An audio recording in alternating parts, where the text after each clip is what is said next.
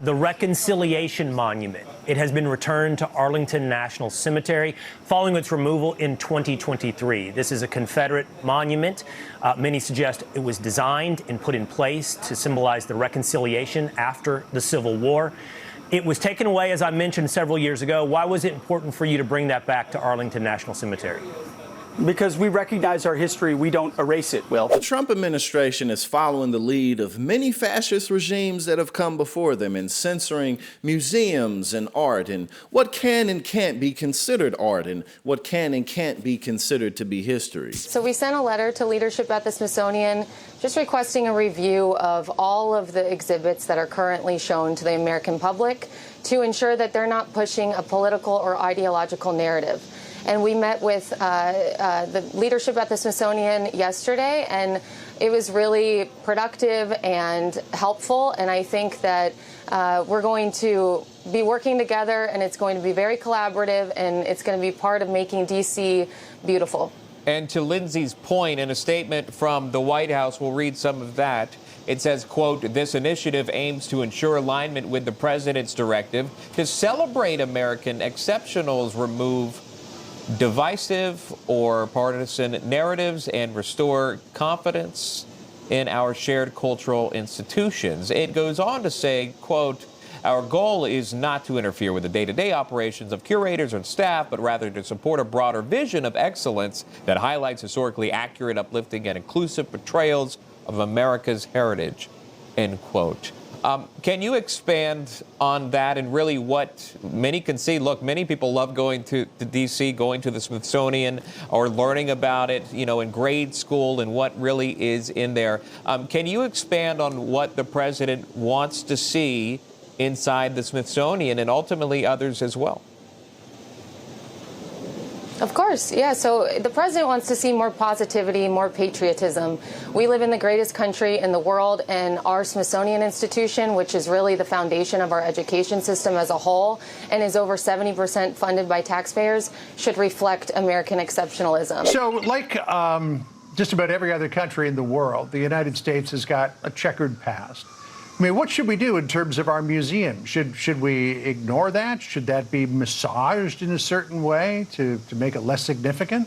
I mean, some of the worst episodes in our history were formative experiences that led us to where we are today, and those typically are reflected in museums. Yep, I think the fact that we had our country was involved in slavery is awful. No one thinks otherwise. But what I saw when I was going through the museums personally was an overemphasis on slavery. What I do think, though, is a problem is this new move that Trump wants to become the curator of the Smithsonian, and that he's posted that, you know, this relentless focus on how bad slavery was that they have taken up. Like, that is not a winning argument. And you saw when this happened with Florida, with the proposed curriculum, where they said, well, let's just talk about how slavery actually benefited Black people a bit. Like, they got these useful skills. And even Byron Donalds went on TV and was like, no, we don't need to be doing that. I understand Donald Trump won. I understand he picked up a lot more minority voters than any Republican had before. But we didn't hire him to be the curator of the Smithsonian. There are people far more qualified to tell that story.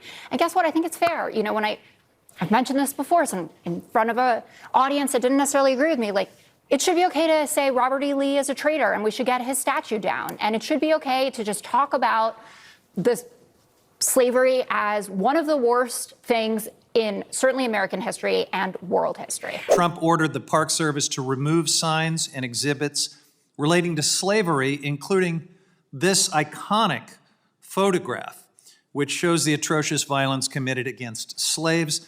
This photo was widely distributed during the Civil War.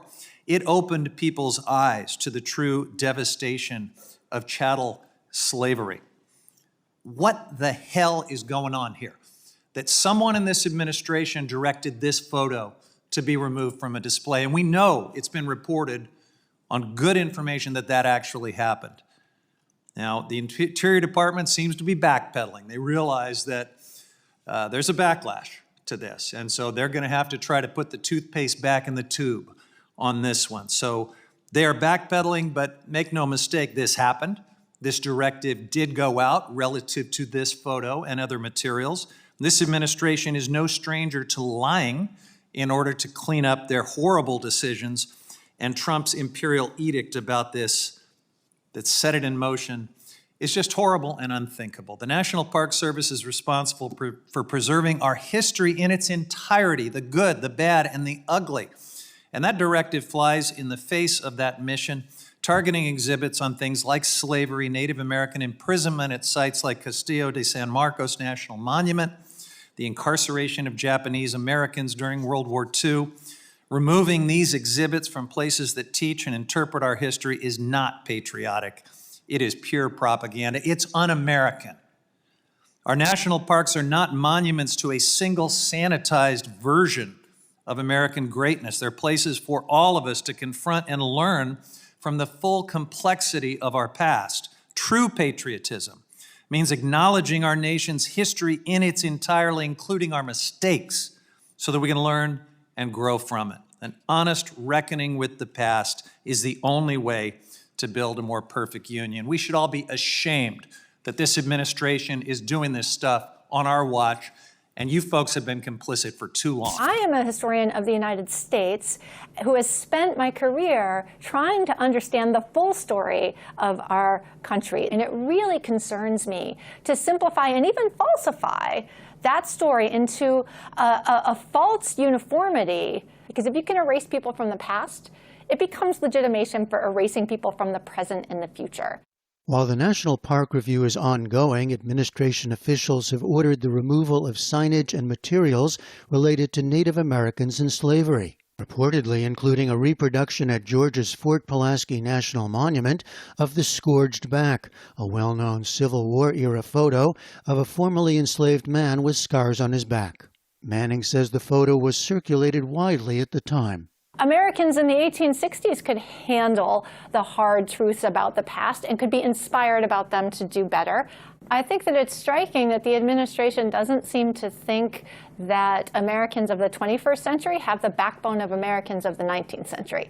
Manning and Millward teamed up with graduate student Jessica Dickinson Goodman, who helped organize hundreds of volunteers and set up a system to catalog their photos and videos. For example, if you wanted to look up and see what the transatlantic slave trade exhibit had looked like on a particular date, you can go in and see.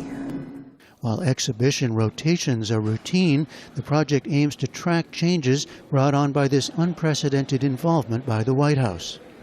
If there are egregious attempts to censor the texts or to remove exhibits that shouldn't be removed, then we will have a record that we can quickly find, and we can give the before and after. See, let me let you in on a little secret. The problem with that is that it's the year 2025. You know, maybe way back in the day when we didn't have the internet and we didn't even have television to keep people informed, maybe stuff like this would work, you know. But now we have Twitter, well, X, we have Instagram, we have TikTok, we have Facebook, we have more platforms than you could possibly name, WhatsApp, so many things to keep us updated, on top of the fact that we've all been educated more or less on the truth. So you can't just all of a sudden pretend like things like slavery and segregation and Jim Crow weren't a thing, or if they were, they weren't that big of a deal. You know, they were just blown out of proportion.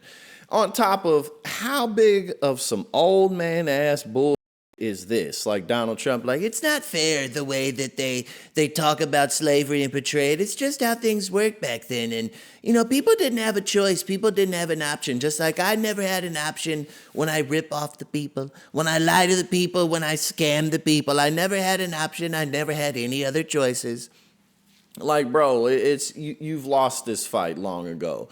And how telling is it that this is what Trump is spending his resources on, his political capital? Not in lowering prices. Actually, prices are going up. Inflation is rising. The tariffs are making everything worse. Donald Trump is destroying everything. He's waging war on the American people. So, I mean, you can try to pretend like history isn't what it is, but the cat's out of the bag, man.